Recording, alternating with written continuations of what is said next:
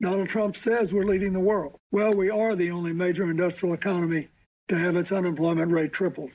At a time like this, the Oval Office should be a command center. Instead, it's a storm center. There's only chaos.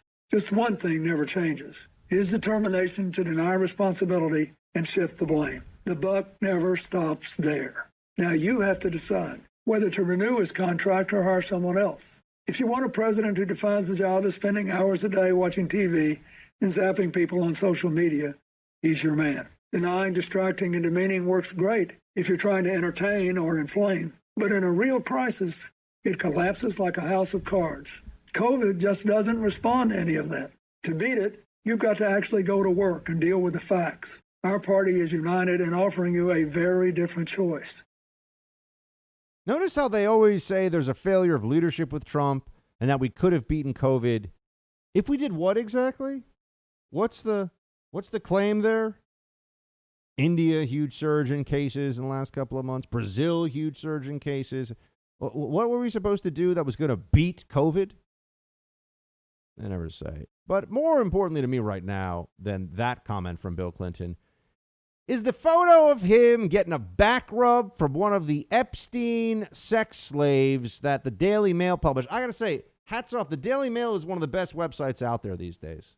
Ever since Drudge abandoned us and went crazy, the Daily Mail, yeah, there's a lot of tabloidy trash stuff, but they break big stories. They got the George Floyd first 10 minutes of the arrest video out. They got this, the photos of Bill Clinton getting a back rub. They break news that Democrats don't want. Right now, you can see that the national news media, they're not going to do anything that hurts Democrat chances. Now, I don't want to get conspiratorial about the Epstein stuff because that's very easy to do, but I will say Bill Clinton has lied about this. He has lied about the frequency of his travel and his travel to so-called Pedophile Island. He's lied about these things. And Bill Clinton talking about the propriety of what's going on in the Oval Office is beyond comedy. Yeah, I just, when I was there, I would just be like, hey, what's up? And, I'd say, you know what I really need right now? I need some time with an intern. I need to mentor that intern for a long, long time. So everyone else just shut the doors. And that is who the Democrats rallied around, defended.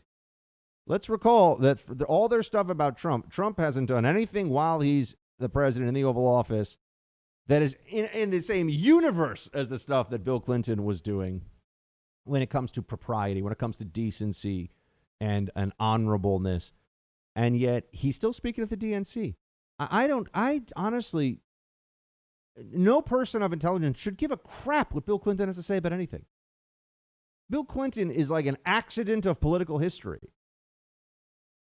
The only reason that his presidency wasn't a disaster was because he managed to get out of office before we got hit with 9/11, which was all the momentum, all the planning was occurring while he was the president and wasn't doing crap about it because he was too worried about the Monica hearings. And he got very lucky with the creation, really, and the exponential expansion of the internet and all the economic activity that came along with that, and had a divided government and Newt Gingrich and a Republican Congress. So they were able to hold him in check at some level, but there's nothing impressive about Bill Clinton. People look at the Bill Clinton legacy. What was it exactly? You go back and look at what his federal government, it's just stunning. Hey, Team Buck, thank you so much for watching The First on YouTube. If you like this video, please click that little thumbs up button so then it will log as liked. And also, if you want to see more great content from The First, please click subscribe.